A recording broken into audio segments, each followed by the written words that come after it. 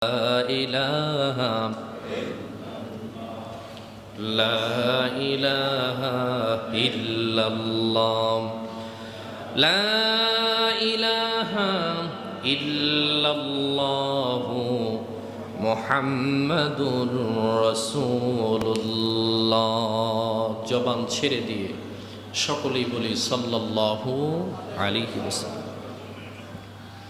আল্লাহ তাআলার দরবারে শুকর গুজার করছি যে মনিব আমাদের ধারাবাহিক এই জুমার আলোচনায় শত ব্যস্ততা সব কিছুকে পিছনে ফেলে সবার আগে মসজিদে আসার বসার যে মনিব আমাদেরকে তৌফিক দান করলেন, রব্বুল ইজ্জতুল জালালের দরবারে প্রাণ খুলে শুকর গুজার করছি, বলি আলহামদুলিল্লাহ। লক্ষ কোটি দুরুদ ও সালাম সাইয়্যিদুল মুরসালিন ইমামুল মুরসালিন খাতামুন নবিয়্যিন সাইয়্যিদুস সাকালাইন শামসুদ্দুহা বদরুদ্দুজা সুলতানুল মদিনা নূরে মুজাসসাম মুহাম্মাদুর রাসূলুল্লাহ সাল্লাল্লাহু আলাইহি ওয়াসাল্লামের উপর সাহাবায়ে কেরাম ও শুহাদা ইযওয়ামের আদাইদ্দিন আল্লাহ রাব্বুল আলামিনের দরবারে কামনা করছি, বলি আমিন। সেই সাথে কুমিল্লার বিভিন্ন মাদ্রাসা, বিভিন্ন মসজিদের খতিব আমাদের মাদ্রাসাতে বিএড পরীক্ষা দেওয়ার জন্য আসছে। আমি আপনাদের সাথে ব্যক্তিগতভাবে ওইভাবে পরিচয় নাই, তারপরে আপনাদের ছাত্র যে সমতুল্য আমি আমাদের মসজিদের পক্ষ থেকে আপনাদের আন্তরিক মোবারকবাদ। প্রায় 3-4 অথবা 5 জুমা আমাদের এখানে পড়েছেন। আল্লাহ তাআলা আপনাদের এই পরীক্ষায় কামিয়াব হওয়ার তৌফিক দান করুক, বলি আমিন। কথায় ত্রুটি বিচ্যুতি হতে পারে, আমি কখনো এই খতিব না, আমি মনে করেন আপনাদের ছাত্র একজন। তারপরে যদি কোনো ভুল ত্রুটি হয়ে থাকে আল্লাহর হস্তে আমাদের এবং মসজিদের মুসল্লিদের পক্ষ থেকে আমাদেরকে মাফ করে দেবেন। আপনারা সম্মানী মানুষ, বিভিন্ন মসজিদের খতিবের দায়িত্বে আছেন, কেউ মাদ্রাসার প্রিন্সিপাল, মুফাসসির, মুহাদ্দিস আসছেন এখানে।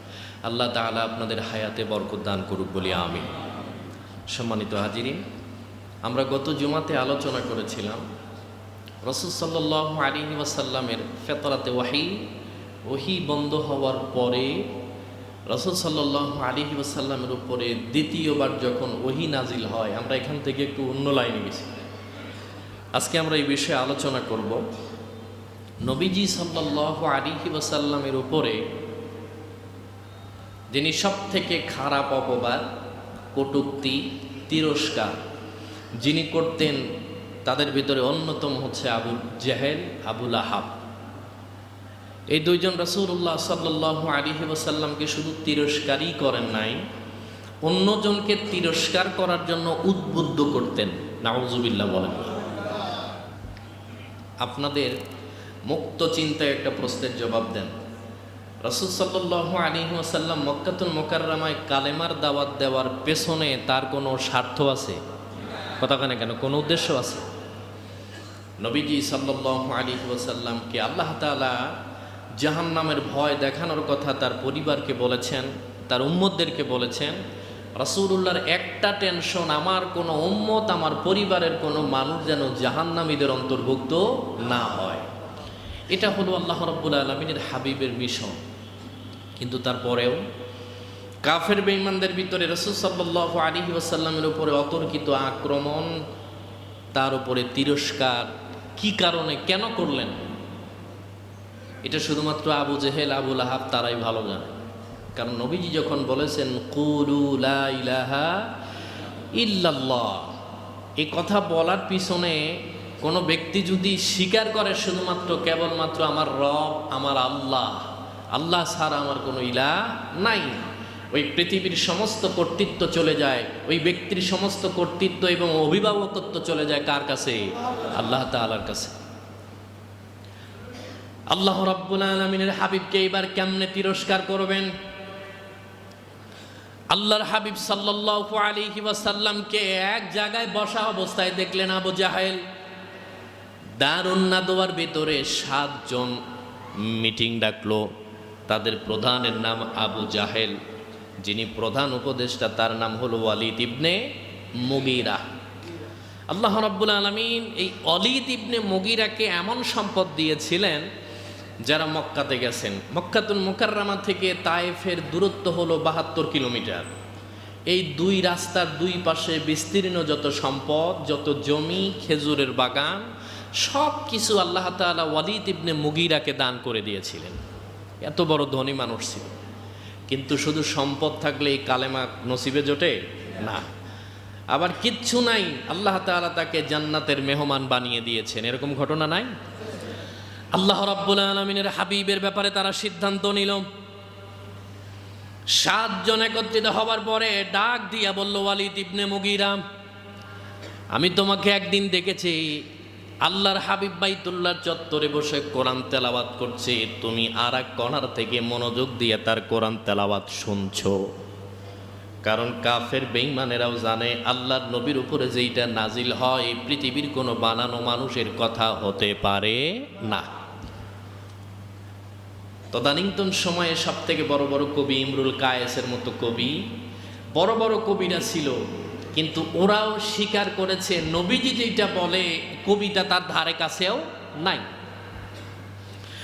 আল্লাহ রাব্বুল আলামিনের হাবিবের ব্যাপারে সিদ্ধান্ত নেওয়া হলো, সামনে হজের মৌসুম, দূর দূরান্ত থেকে মানুষ বাইতুল্লাহ জিয়ারত করার জন্য আসবে। তবে আমাদের সিদ্ধান্ত হলো পৃথিবীর কোনো মুসলমান যেন মুহাম্মাদের সাথে একত্রিত হতে না পারে।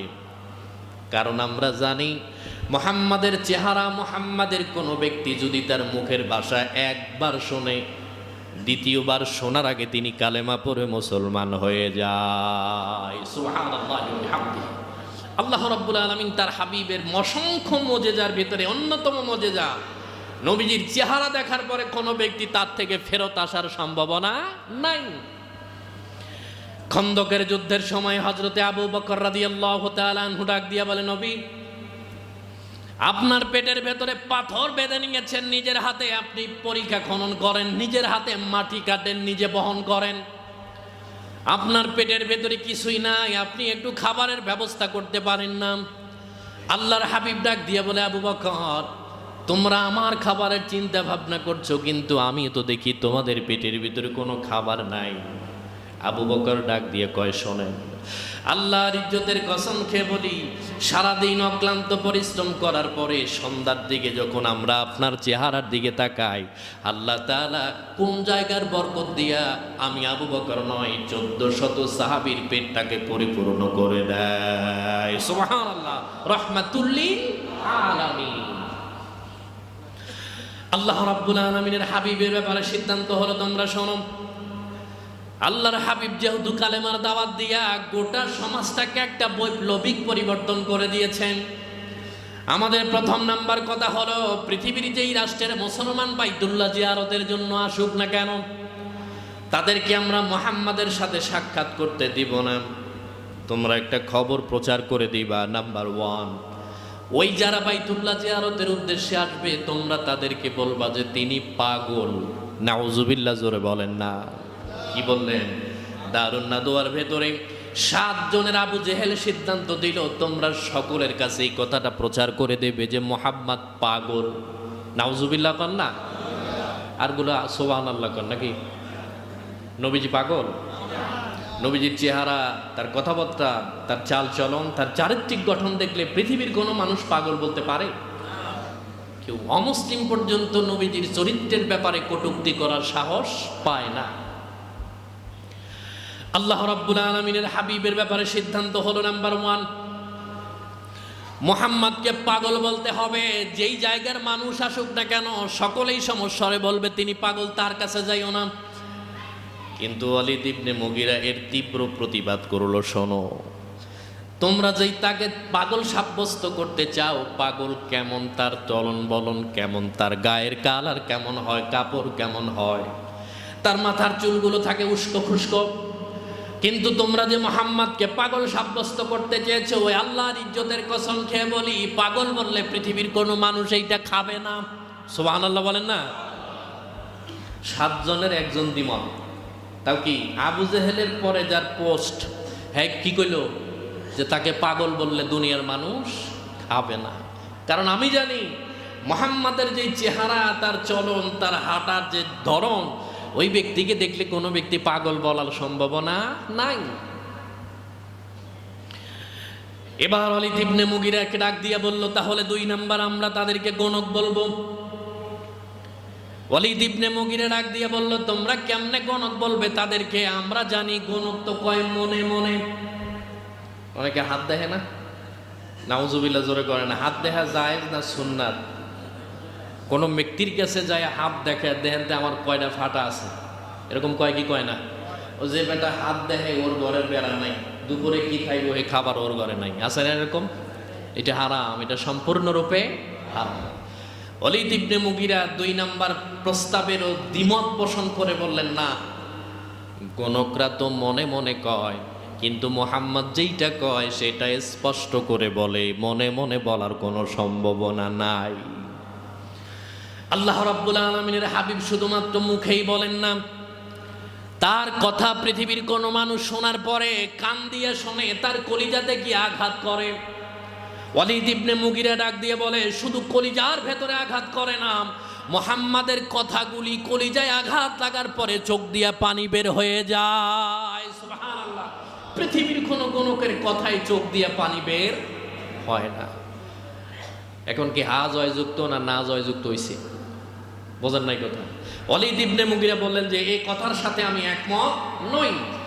উপস্থিত সকলে বলল যে ওয়ালিদ ইবনে মুগিরার কথা ঠিক, কারণ তিনি কি করতে পারে না, গণক হওয়ার কোনো সম্ভাবনাই নাই। নবীজির উপরে যেটা নাজিল হয় তিনি গোপনে বলেন না, গুনগুন করেও বলেন না, প্রকাশ্যে মানুষের সামনে বলেন। কোরআনের আয়াত নাজিল হওয়ার পরেও সেটা কি কয়, সামনে কয়।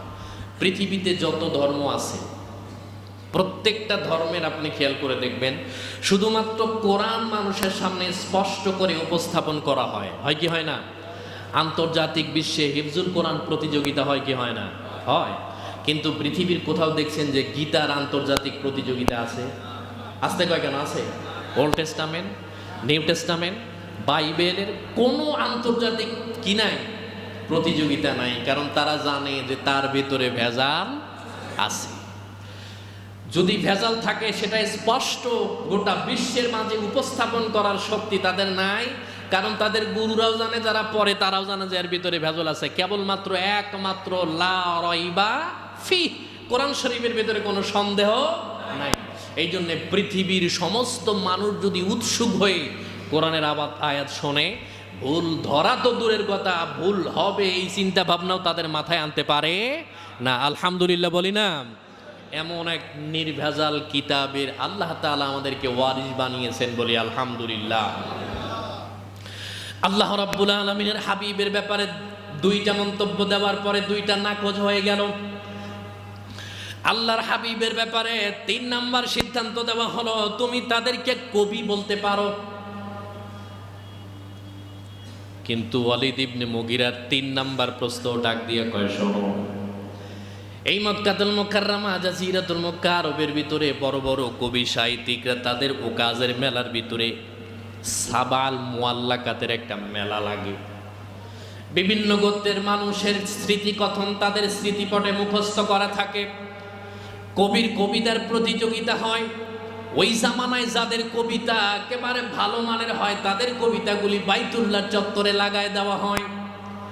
কিন্তু ওয়ালিদ ইবনে মুগিরা ডাক দিয়া কয়, তোমরা যে তাকে কবি বলতে চাও, তিনি যা বলে ওই 7টা কবিতা নয়, 7,000 কবিতা একত্রিত করলে মুহাম্মাদের কোরআনের আয়াতের একটার সমমর্যাদা হবে না। সুবহানাল্লাহ। এটা বলা যাবে না। কি বলা যায়? তাইলে জাদুকর কওতারে, নাউজুবিল্লাহ জোরে বলেন না। কি বলা যায়? জাদুকর। আমার নবীজি পাগল নয়, নবীজি আমার গণকও নয়, তিনি জাদুকরও নয়। রাসূলুল্লাহকে কবি বলবে এ বলাটাও জায়েজ নাই। কাফের বেঈমানদের ভিতরে এখন সব প্রস্তাব যেহেতু নাকচ করলো, তিনি যেহেতু নেতা, প্রভাবশালী মানুষ, আবু জেহেল বলল যে যেহেতু তুমি নাকচ করে দিয়েছো, তোমার কাছে আমাদের দাবি হলো তাকে কি বলা যায়, তুমি সিদ্ধান্ত নিয়ে আমাদেরকে জানাও যে কি বলা যায় তাকে। আমাদের কোনো প্রস্তাবই যেহেতু তোমার পছন্দ হলো না, তাহলে তুমি বলো যে তার ব্যাপারে কি বলা যায়। আল্লাহ রাব্বুল আলামিনের হাবিব তিনি ডাক দিয়ে বলল, তোমরা শোনো, আল্লাহর হাবিব সাল্লাল্লাহু আলাইহি ওয়াসাল্লামের ব্যাপারে চারটা বক্তব্য উপস্থাপন করার পরে সব বক্তব্য নাকচ করে দিল। কিন্তু এবার ওয়ালিদ ইবনে মুগিরা টেনশনে পড়ে গেলেন। বাবা রাসূলুল্লাহর বিরুদ্ধে কিন্তু আপন ছেলে আমার নবীর পক্ষে খালিদ বিন ওয়ালিদ। খালিদ বিন ওয়ালিদের বাবার নাম ওয়ালিদ, আবার ওয়ালিদের বাবার নাম মুগিরা। হযরতে খালিদ বিন ওয়ালিদ রাদিয়াল্লাহু তাআলা আনহু সন্তান ওয়ালিদ ইবনে মুগিরা, তিনি বাবা এবং ছেলের ভেতরে তফাৎটা কতটুকু? একজন গেছে রাসূলুল্লাহর বিরুদ্ধাচারণ করার জন্য, আরেকজন খালিদ বিন ওয়ালিদ রাদিয়াল্লাহু তাআলা আনহু মুসলমান হওয়ার আগেও জিহাদে অংশগ্রহণ করেছে, যুদ্ধে অংশগ্রহণ করেছে। জিহাদ মুসলিম হওয়ার পরেও তিনি জিহাদে অংশগ্রহণ করেছে। তার জীবনে তিনি ৩০০ যুদ্ধ করেছেন। কোন যুদ্ধে খালিদ বিন ওয়ালিদ রাদিয়াল্লাহু তাআলা আনহু পরাজিত হয় নাই। সুবহানাল্লাহ। হযরত ওমর রাদিয়াল্লাহু তাআলা আনহু খালিদ বিন ওয়ালিদ রাদিয়াল্লাহু তাআলা আনহুকে প্রশ্ন করেছিল, খালিদ, আমাদের বড় ভয় হয়, তুমি যে কাফের বেঈমানদের ভিতরে গিয়ে ঢোকো, তোমার কি জানের মায়া হয় না? তোমার কলিজার মায়া হয় না? তোমার বিবি বাল বাচ্চা, তোমার সন্তানাদি, তোমার মা বাবার মায়া কি হয় না? খালিদ বিন ওয়ালিদ রাদিয়াল্লাহু তাআলা আনহু তিনি ডাক দিয়ে বলে, শোনো, কালেমা পড়ার আগে এবং কালেমা পড়ার পরে আমি খালিদ ৩০০ যুদ্ধ করেছি, কোন যুদ্ধে কেউ আমাকে পরাজিত করতে পারে নাই। আর তুমি আমাকে বলো, আমার মনের ভিতরে আমার মা বাবার মায়া আছে কিনা, সন্তানের মায়া আছে কিনা, তোমরা শুনে রাখো। খালিদ বিন ওয়ালিদ রাদিয়াল্লাহু তাআলা আনহু ডাক দিয়ে বলে, যুদ্ধের ময়দানে আমি যুদ্ধের পোশাক পরিহিত অবস্থায় খোলা তরবারি নিয়ে যখন সামনের দিকে আগাই, পৃথিবীর কোনো মানুষের মহাব্বত, মায়া মহাব্বত, আমার স্ত্রী, আমার পরিজন, আমার সন্তানাদের মহাব্বত আমার কলিজার ভেতরে আমি জায়গা দিতে পারি না। কেবলমাত্র রহমাতুল লিল আলামিনের মহাব্বত আমার কলিজার ভিতরে নিয়ে আমি যখন ময়দানে ঝাঁপিয়ে পড়ি, রাসূলুল্লাহর মহাব্বত আমাকে যুদ্ধে বিজয়ী দান করার সহযোগিতা করে। সুবহানাল্লাহ। তিনি বলেন, পৃথিবীর কোনো মানুষের মহাব্বত আমার কলিজায় নাই। এই জন্যে বাবা একদিকে আর খালিদ বিন ওয়ালিদ একদিকে, ওয়ালিদ ইবনে মুগিরা আর একদিকে। আল্লাহ রাব্বুল আলামিন এবার ডাক দিয়ে বলে, তোমরা শোনো, ওয়ালিদ ইবনে মুগিরা তাদেরকে ডাক দিয়ে বলল, তোমরা যেহেতু আমাকে একটা জাতীয় দায়িত্ব দিয়েছ যে মুহাম্মাদের ব্যাপারে কি সিদ্ধান্ত নেওয়া যায়, আল্লাহ রাব্বুল আলামিন এই কথাগুলি কোরআনুল কারীমের সূরাতুল মুদ্দাসসিরে ঘোষণা করে দিলেন। শোনো, দীর্ঘক্ষণ চিন্তা ভাবনা করার পরে তিনি একটা সিদ্ধান্ত দিলেন যে মুহাম্মদকে পাগল বলা যেতে পারে। নাউযুবিল্লাহ, জোরে কর না। কি বলা যেতে পারে? পাগল বলা যেতে পারে। তাদের এই কথোপকথনের মাঝখানে সিরিয়া থেকে ৭২ জনের কাফেলার একটা গ্রুপ আসলো মক্কাতুল মুকাররমায় ব্যবসার জন্য। আল্লাহ রাব্বুল আলামিনের হাবিবের কথা কেমনে কেমনে তারা শুনেছে। এই দারুন নাদওয়ার ভেতরে তারা পরামর্শ করছে। এই পরামর্শের ভেতরে কিছু মানুষ মক্কাতুল মুকাররমায় আগমন করলো। জমজমের কূপের পানি তুলে তারা নিজেরা খায়, তাদের বকরিগুলি, তাদের উটগুলিরে খাওয়ায়। আর এমন মানুষকে জিজ্ঞেস করছে, আবু সুফিয়ানকে ডাক দিয়া বলে, আপনি তো মক্কার মানুষ। কয়, হ্যাঁ। আপনি কি আমাদের একটু বলতে পারেন আব্দুল্লাহর ছেলে মুহাম্মদ নাকি এখানে আগমন করেছে, তার বাড়িটা কোথায়, তিনি কোথায় থাকে, আপনি কি আমাকে একটু বলতে পারেন? বলে, কেন? দারুন নাদওয়ার ভেতর থেকে কি কারণে হয়তো বা আবু সুফিয়ান বের হয়ে গিয়েছে।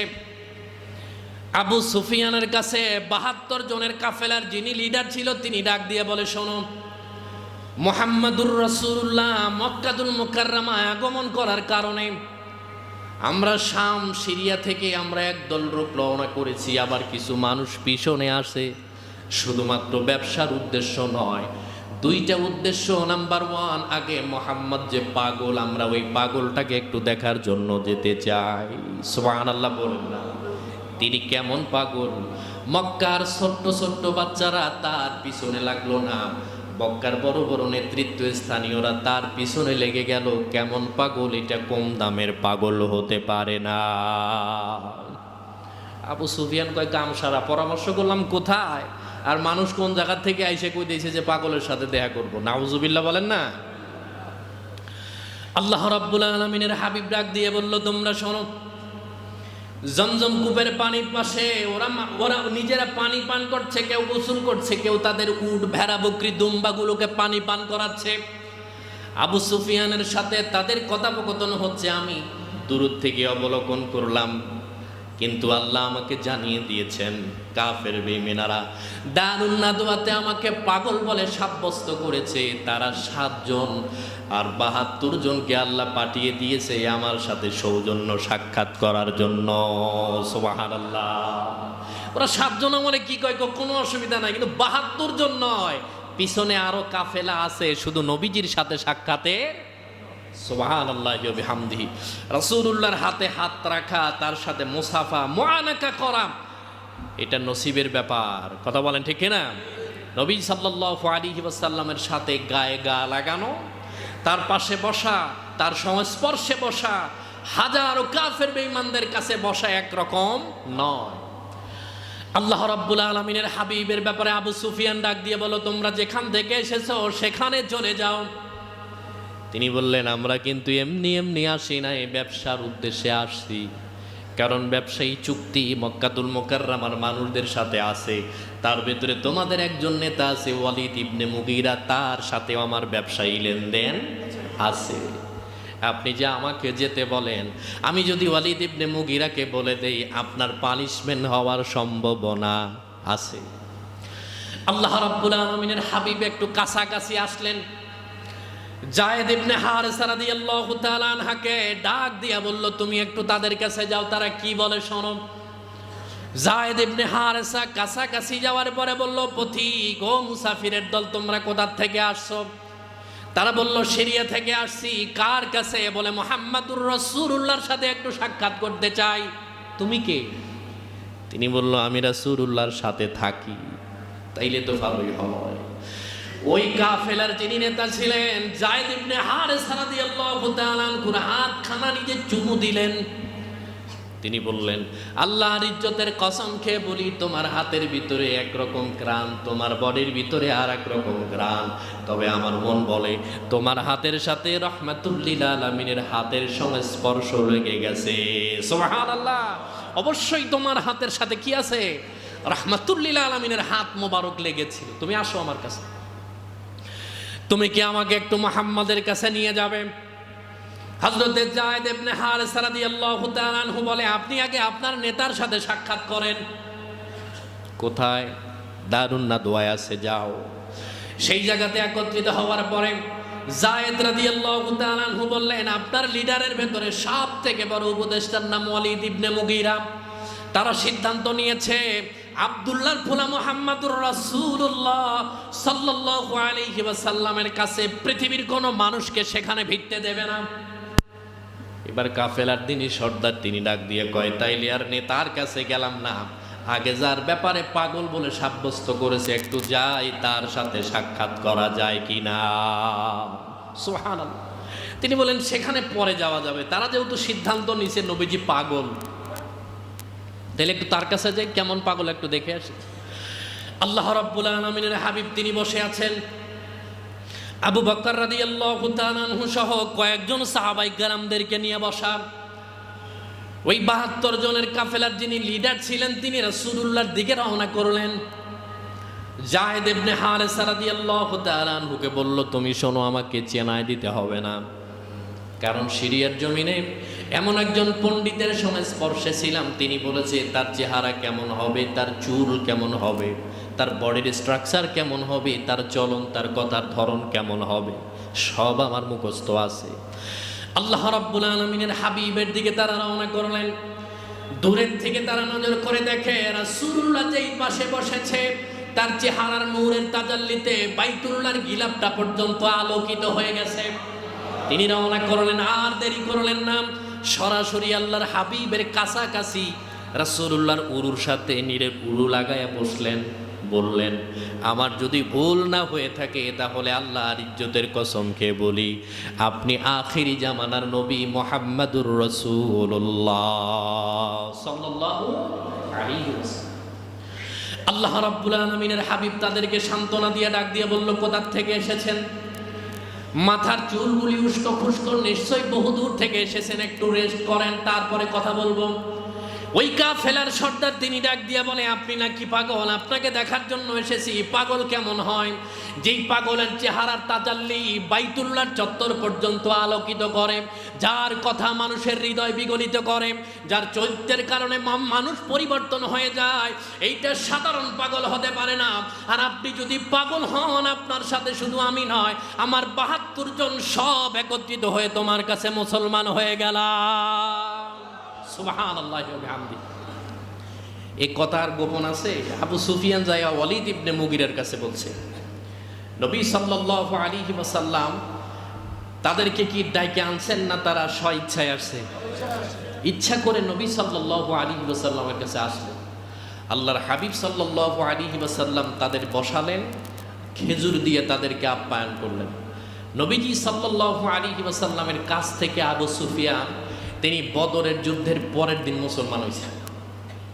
তিনি চলে গেলেন, ওয়ালিদ ইবনে মুগিরের কাছে গিয়ে ডাক দিয়ে বলল, তোমার ব্যবসায়ী পার্টনার সিরিয়া থেকে এসেছেন, তার সমস্ত মালামাল এখানে রেখে তিনি সবার আগে আপনার সাথে সাক্ষাতের আগে চলে গেছে মুহাম্মাদের সাথে সাক্ষাৎ করার জন্য।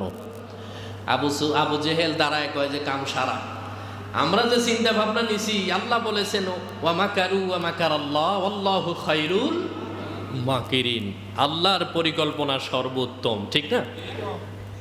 আল্লাহ তাআলা তোমরা সিদ্ধান্ত নিয়েছে যে তাদের কাছে যাইতে দিবে না, কিন্তু তোমাদের সিদ্ধান্তর মাঝে আল্লাহ ৭২ জনকে পাঠায় দিছে। সুবহানাল্লাহ বলেন না? আল্লাহ পারে কি পারে না?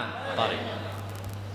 আল্লাহ রাব্বুল আলামিন কাকে কখন কিভাবে হেদায়েত দিবেন একমাত্র আল্লাহ ছাড়া কেউ জানে না। নিজের পাশে নিজের বাড়ির মানুষ আবু লাহাব, তিনি নিজের বাড়ির মানুষ, তিনি কালেমা পড়তে পারেন নাই, কিন্তু সেই দূরের থেকে এসে তারা কালেমা পড়ে জান্নাতের মেহমান হয়ে যাচ্ছে। সুবহানাল্লাহ। আল্লাহ রাব্বুল আলামিনের হাবিবের ব্যাপারে এবার আবু জেহেল চটে গেলেন। ওয়ালিদ ইবনে মুগিরাকে ডাক দিয়ে বলো, তোমাকে বললাম সিদ্ধান্ত দেওয়ার জন্য, কিন্তু তোমার পার্টনার আগে এসে আমাদের সিদ্ধান্ত ভঙ্গ করে দিল, তুমি সিদ্ধান্ত নিবা কি করা যায়? তিনি রাগান্বিত হলেন। আল্লাহর হাবিবের কাছাকাছি ভরা মজলিসের ভিতরে এসে তিনি রাসূলুল্লাহর গায়ের উপরে থুতু নিক্ষেপ করে দেয়। নাউজুবিল্লাহ।